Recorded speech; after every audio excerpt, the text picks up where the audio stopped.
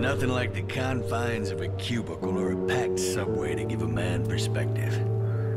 I was so caught up in the grind of office politics and the endless hunt for affirmation and money, I didn't realize I was getting sick. Friend, I was no more lithe than those things out there, and a sight less mobile. The disease that grew inside me was as black as theirs. Freedom lies in being bold, said Robert Frost.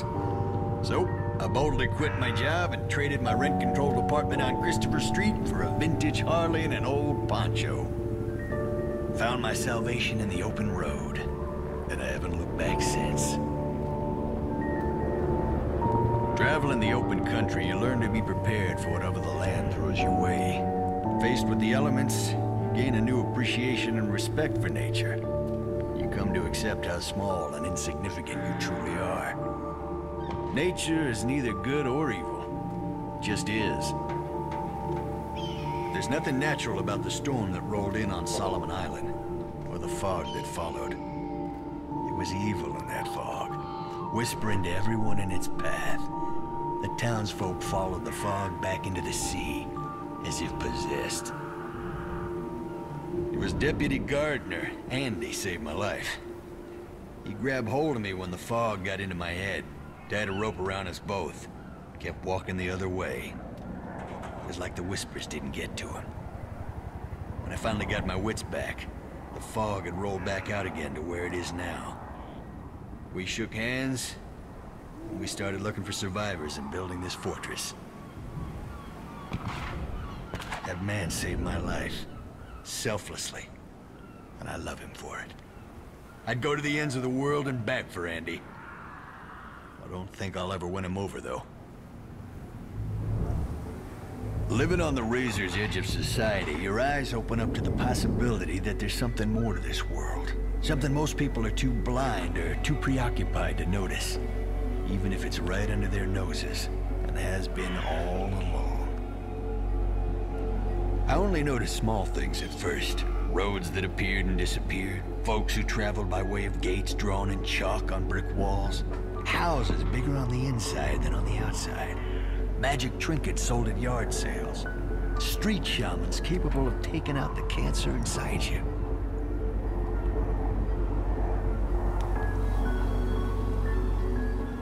But it wasn't until I found myself face to face with werewolves in New Orleans that I realized there's a secret war going on. After that, I couldn't escape it. I saw signs and sigils everywhere. I met recruiters for the Templars, Illuminati, and the Dragon. They all seemed to think I'd make a useful operative. I'd tell them I'd take no sides, and that I'd be little use to them. But the United Against Darkness thing I can get behind. We're all in this together, and we've all got work to do. Andy and Helen, Deputy Gardener, Sheriff Bannerman, they're the reason I stayed behind when I could have just gone. I know the secret roads. I know how to ride out of here, through places the fog can't touch. But folks like them and the rest of the survivors here in Kingsmouth deserve better. I'm not putting you on the spot here, friend. I know you got other places to be, other wars to fight. Which is why it's doubly important I stay behind. There's an honesty and an innocence to these people, and they genuinely know and care about one another. Of course, I can't claim total selflessness. My heart's gone soft for Andy. And even if he'll never feel the same way for me, as long as this heart's beating, I won't let any harm come to him. I've spent the better part of 2 decades on the road, my friend, and I've learned that there's not a loose bolt these hands can't tighten, not a broken transmission they cannot fix. You give me a handful of nails and some wood, and I'll build you a house.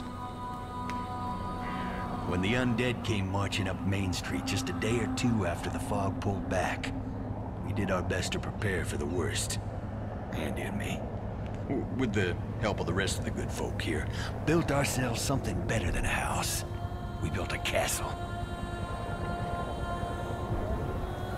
It won't hold forever, but as long as we're breathing, As long as we believe in salvation, with or without help from the likes of you, we will walk tall and stand firm.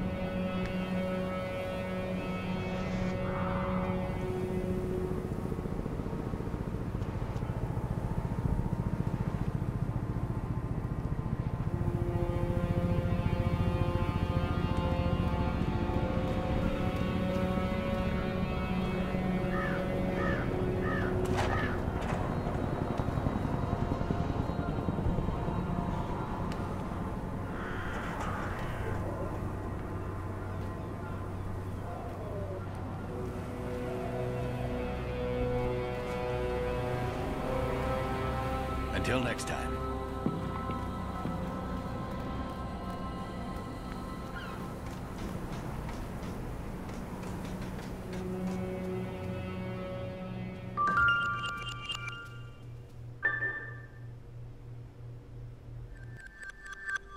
Heck if I know where you folks keep coming from, but anyone who walks through that door alive pretty much gets my amnesty. Something in your past colors you sourly to a badge, I'd ask you to call it quits in return. We agreeable? Well then, I'm Sheriff Bannerman, and this down-home little state of emergency is what's left of my jurisdiction. Sure, we tried to hold as much of the town as we could at first, more out of nostalgia than any civil defense plan. I won't tell you Kingsmouth was a slice of heaven in a snow globe, but it was ours. Now it ain't. There was always something running under in this town, maybe what's spilled out now. If that's how it works, I couldn't say hand on heart we didn't have it coming. But that fog, and the things in it, they didn't pick and choose when they came in. Most folks didn't stand a chance. Now, I can see you're armed. I won't kick up any fuss about that. Straight truth is, you'll need to be. Just don't go thinking that means you're deputized as such. Heaven knows if there was ever a time and a place for the right to bear 'em, you're looking at it. Henry has his word of God, that Roger woman has her crystal ball, and Norma out on the point's got a 12 gauge. My money's on Norma.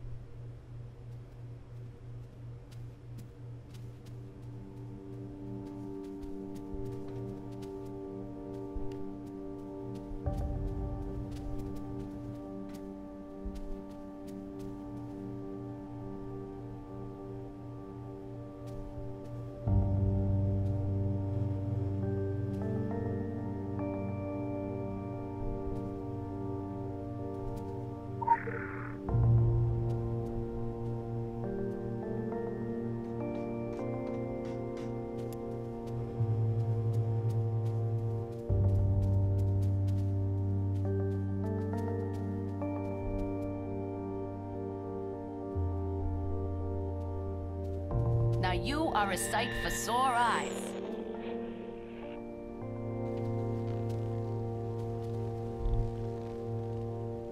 The Lady Margaret was a traumatic experience for everyone on board. They were changed men when they came back.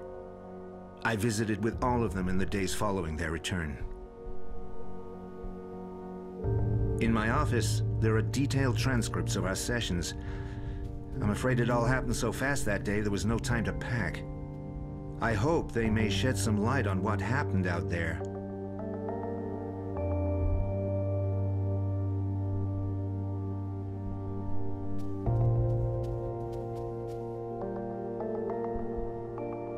Well, I don't mind telling you, this makes no damn sense to me.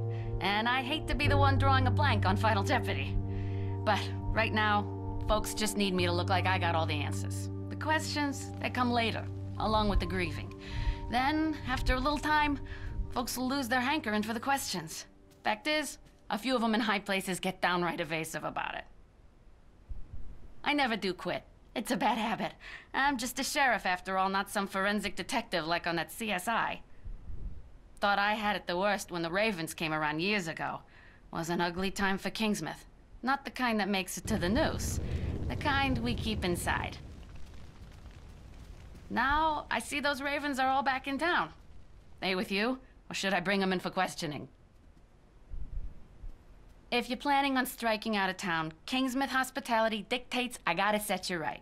And I need you to keep this on the down low. But there's worse out there than our undead problem. Worse than anything that shuffles along on two legs, that's for sure. I'm about as pleased as can be that I didn't catch a better look. Could be the kind of thing that gives a nightmare nightmares. You want to stay in the light. Keep out of the trees, out of the fog.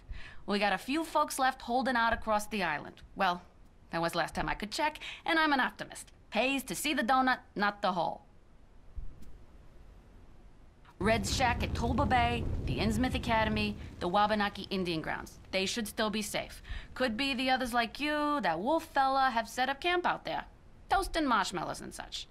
And steer clear of the pumpkin patch, eh? Just a feeling. Guess you could say I got lucky. Around the time this mess kicked off, I was up at the old lighthouse checking in on Sam Krieg, Maine's best-selling export. Oh sure, we do that fancy book learning around these parts too. Never much cared for horror stories or the man himself. Waving a rifle around in a dressing gown, juiced up, heck of a disturbance of the peace. Well, turns out that was the last of the peace. I gotta write this down, Sheriff. This is goddamn manna from heaven, he says to me when the fog let go. I left him magnuming that opus and hightailed it back to town. Tried to bring Ellie Franklin with me, but Kingdom Coming couldn't pry her from that mansion. Real monster house in the West Island. You can't miss it. I'd appreciate you letting them know we're still here for when they're done playing survivalists. You sure you want to be talking to me about all this stuff? I mean, I'm probably flattered that you think I'm in on it all. Truth is, I'm always the last to be invited to the midnight meetings at Town Hall. Reckon I must be all thumbs when it comes to secret handshakes. I know this island's cut from a different cloth. A damn weird cloth. Sure as there's a difference between being homely and being plain stupid. Take it from me, no one around these parts is a dope. Not all the time. Everybody knows, or knows someone who knows. Salem's got nothing on us. We had an episode with torches and pitchforks only 25 years ago now. But my job, I gotta do it wearing this police jacket, not a robe and a wizard hat.